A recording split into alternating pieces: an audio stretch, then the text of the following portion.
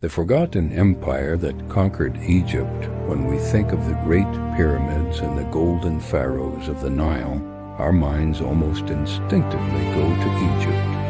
We imagine the great Sphinx of Giza and the Valley of the Kings. But for thousands of years, a massive blind spot has existed in our historical memory. South of Egypt, the rugged terrain of modern-day Sudan, lay a civilization that was once so powerful it conquered Egypt itself and ruled as the 25th dynasty. This was the Kingdom of Kush. It is a story of a Black Pharaoh empire that built more pyramids than the Egyptians, developed its own mysterious script, and resisted the might of the Roman Empire. For 20 minutes, we are going to look at why this superpower was erased from the history books and how its legacy explains the resilience of the African continent today. The story of Kush begins in a city called Kerma around 2500 BC. The whole kingdom of Egypt was building its famous pyramids. The people of Kerma were developing a unique and terrifyingly efficient culture. They weren't just neighbors to the Egyptians, they were their greatest rivals. Kerma was a city of monumental elaborate architecture, centered around a massive temple known as a Kushite. Unlike the rigid stone cold structures of the north, Kushite architecture was organic and innovative. They were masters of cattle, rearing, and archery, so skilled with the bow, in fact, that the Egyptians called their land Taseti, or the land of the bow. For centuries, the Nile was a seesaw of power. When Egypt was strong, it pushed south. When Egypt faltered, the Kushites rose to take what was theirs. By 744 BC, the seesaw tipped decisively. A Kushite king named Kai looked north at Egypt that had fallen into chaos and civil war. He didn't just see an opportunity to rule. He saw himself as the true protector of the Egyptian gods, who he believed had been abandoned by the northern rulers. Kai led a massive fleet and army down the Nile, capturing city after city in a brilliant military campaign. He became the first of the Black Pharaohs, establishing a dynasty that would reunite Egypt and Kush into a single massive empire stretching from the Mediterranean Sea to the borders of modern-day Ethiopia. For nearly a century, African kings sat on the throne of the pharaoh, revitalizing Egyptian art, religion, and architecture with a distinct Nubian energy. However, the history we were taught for the last century often tracked behind this. Early 20th century archaeologists, driven by the prejudices of their time, literally couldn't believe that Sub-Saharan Africans could have built such a sophisticated civilization. When they found the ruins of the royal city of Meroë with its dozens of steep-sided pyramids, they claimed these must have been built by light-skinned invaders from the north or east. They spent decades trying to prove that the Kushites were merely imitators of Egypt. But the stones tell a different story. The Kushite pyramids, while smaller than the Giza giants, are more numerous and were built using a Shadoof crane system that was revolutionary for its time. The heart of the Kushite mystery lies in the city of Meroë, where the capital moved after the Egyptians pushed the Kushites back south. Meroë became the Birmingham of the ancient world. It was a massive industrial center for iron smelting. At a time when much of the world was still using bronze or stone, the Kushites were using massive furnaces to produce iron spears, hoes, and tools on a scale that turned the desert red with slag. This iron wealth made them invincible. When the Roman Empire conquered Egypt and tried to push into Kushite territory, they met their match in Queen Amenarina's. Known as a Kandake or warrior queen, she led her armies personally into battle. Legend says she was blind and wore armor from the battle wound, yet she managed to capture Black Pharaohs.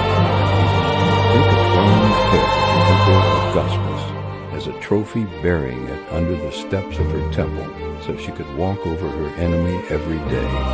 The resilience of the Kushites was also anchored in their unique social structure, which afforded women a level of political power almost unseen in the ancient Mediterranean.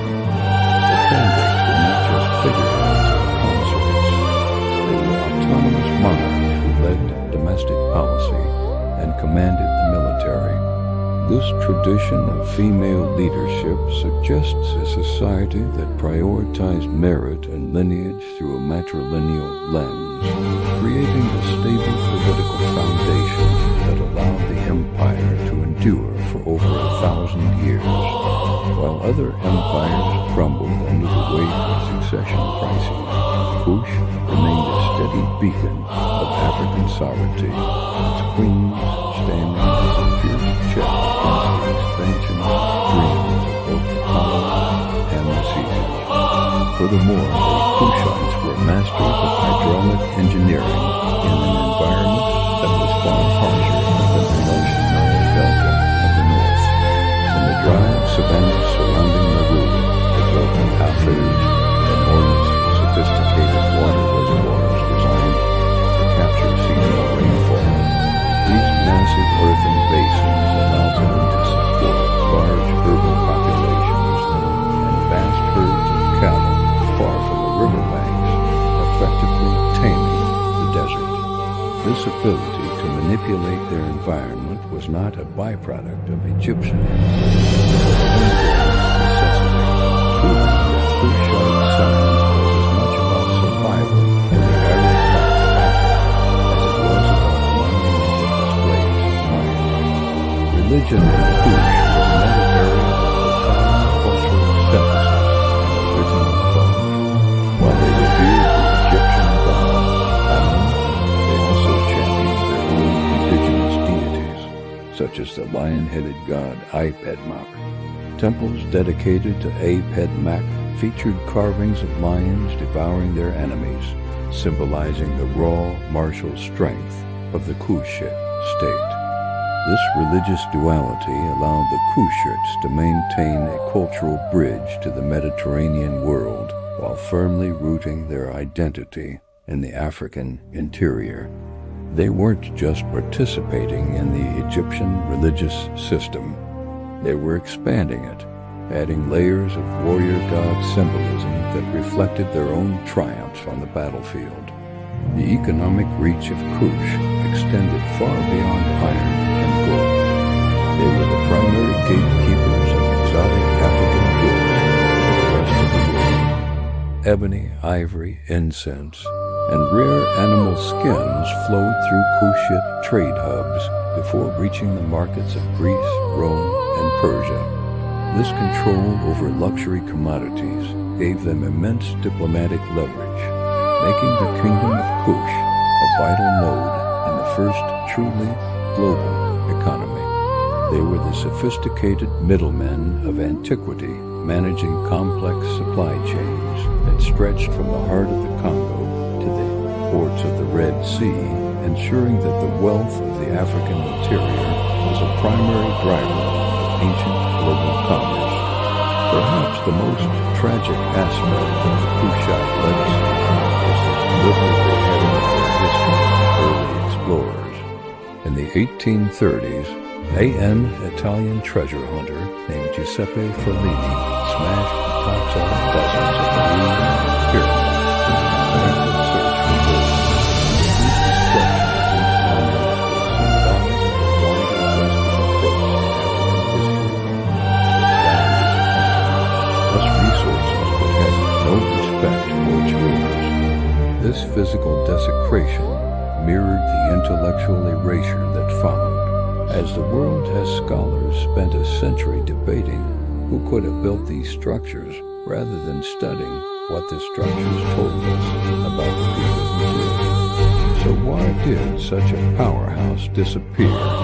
The decline of Kush was not a sudden collapse, but a gradual shift in the world's trade routes. As the kingdom of Axum rose in the east, trade moved away from the Nile and toward the Red Sea. The iron furnaces of the world eventually exhausted the surrounding forests, leading to environmental decay.